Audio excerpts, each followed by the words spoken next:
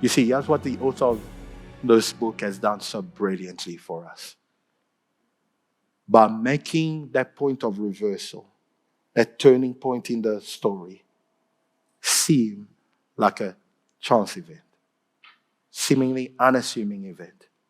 What the author of the book is doing, without even needing to directly mention God to us, which he or she never does throughout the book, masterfully, is causing us to see and learn something all so important about the providence of God. Here's how Corin Jobs sums it up.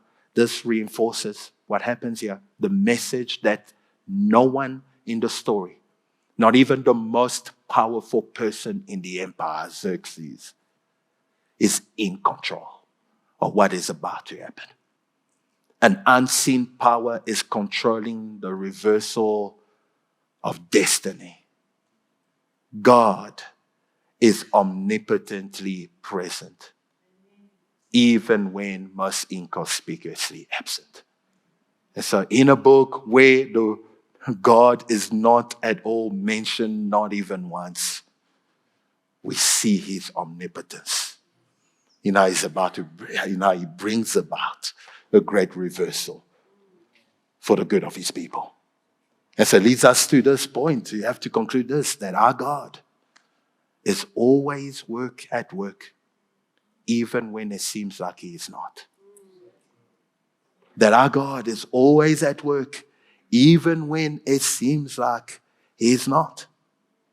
Now, here's where this truth already comes home into our realities, in how he looks to actually pastor and comfort us through our realities.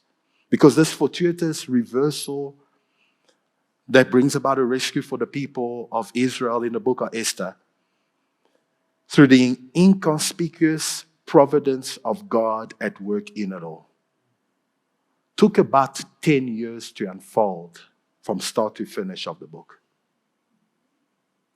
About 10 years for it to unfold throughout that whole story. Now just think about that for a moment. That is 10 years. 10 years of God seeming inconspicuous in the course of your life. 10 years of the work of God not seeming to be all that obvious to you. Of him going unnoticed in the background of your life. 10 years. There's so much that we can learn from that, right? Especially when you consider how the main characters of the book of Esther are actually portrayed to us. And so if you examine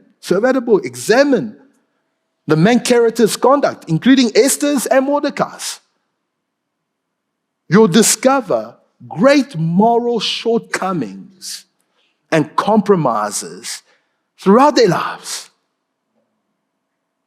They are not portrayed to us as these flawless heroes. And so had they been portrayed as flawless heroes, then you and I will be tempted to do what we always do, right? Attribute their flawlessness to the presence of God in their lives. Isn't that what we always do? That I know that God must be with me. So because of us swimmingly, things seem to be going in my life, right? And then the opposite is start to become equally true, that I know that God must not be with me. So because of the failures and my shortcomings in life. And so who's never been tempted, right, to correlate the presence or absence of God in their lives by the current circumstances that they are facing? And so by portraying these main characters, it's not being blameless. It's not being these perfect heroes in the story. What is the author wanting us to see and come to grips with? He or she is revealing to us that our God is the kind of God who is determined to see his providence prevail despite human depravity. That's what he wants us to see. That he is the kind of God who is at work for so long unnoticed, omnipotently present in the kind of broken lives as we will see in the characters of the book of Esther, bringing about his redeeming purposes when all is said and done. And so our God isn't afraid to get his hands dirty in the lives of messy people. Often doing so unassumingly, quietly, and yet persistently through the course of time, bringing about his redeeming purposes in the fullness of time. And so what should that be saying to us? It should be saying this: listen, no matter how depraved your life may get, whether that is through your own depravity or brokenness, sinfulness, crookedness, or the depravity and brokenness or sinfulness or crookedness of someone else's, no matter how depraved the circumstances of your life may get, your God is more than able to reverse.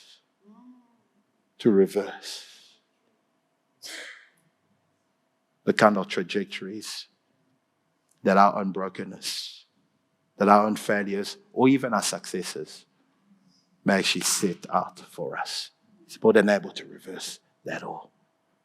Such is the power and providence of our God. And so as we will journey over the next few weeks into this book and actually really see the depths of the depravity of the human heart when it comes to power, when it comes to pride, when it comes to prejudice, when it comes to privilege, remember this backdrop in it all. And it is this, that our God is always at work, even when it seems like he is not. And that his providence prevails despite our depravity. And with that as the backdrop, let's adopt a posture throughout the series, but then for the rest of our lives, which is the same kind of posture that we see the author of the book of Esther actually adopt throughout the book, models for us. And so two aspects about that posture. And so the first aspect of it is this, that don't despair over the messiness of people's lives, especially when their failures and sinfulness seems evident. Don't despair at that. How do we see that in the author? Throughout the whole book of the book of Esther, the author not once gives us their opinion or comments on the kind of brokenness and sinfulness that is clearly evident in this whole story. Remains silent through it all. And so what is the author doing? He's modeling to us the kind of humble patience we must adopt in life towards God's providence. That's what he's modeling to us. Because they will be scandalous, some of the things we'll see. And you could have an opinion at that, but they remain silent at that. Saying, listen, when it comes to the workings of God's providence in life, let us not be people who are quick to judge who will or will not see the redeeming purposes of God play out in their brokenness. Don't be quick to make that judgment. No. Trust it in the hands of the God who actually is able to prevail in the course of time against human depravity. And so then that means that as the people of God, we've always got to be a people who have a posture that looks, despite what we see, the brokenness that we see, that looks to try to steady ourselves in not allowing the current or present depravity we're seeing to rob us of our trust in God's providence. Steady yourself in there. God is able to use people's worst and best moments to his glory and their ultimate benefit. And then the second aspect of the posture we must have is one that rests in gospel hope. We've got to rest in gospel hope. Because the restraint that we'll see that this author must have actually exhibited in not commenting, not once, on the kind of conduct that we will see in this book, must be speaking of a greater confidence they must have had in the fact that God's providence will prevail, despite despite human depravity. And so they're, again, modeling what they are calling us to do. Trust in the ultimate providence of God that unveils and prevails in the course of time. Now, the book of Esther does end on a good, happy note, where the Jewish people are saved and there's a festival. So it has a happy ending to it. But here's the thing. What do you do about all the depravity of the human heart that you will discover in that book when it comes to power, when it comes to the human heart and pride, when it comes to the human heart and prejudice, and when it comes to the human heart with the privileges that it has been bestowed in life? What do you do with that depravity that we see in the book? Now, the author could have been tempted to sweep it under the rug for us, or paint a nice bow to it all. Again, silence at it all. And through that silence, here's what the author is doing. The author is trusting that somewhere in the providence of God, there will be a Christ who will come one day. And in that coming Christ, we will see the providence of God prevail despite the depravity that has gone unresolved in the story of the book of Esther.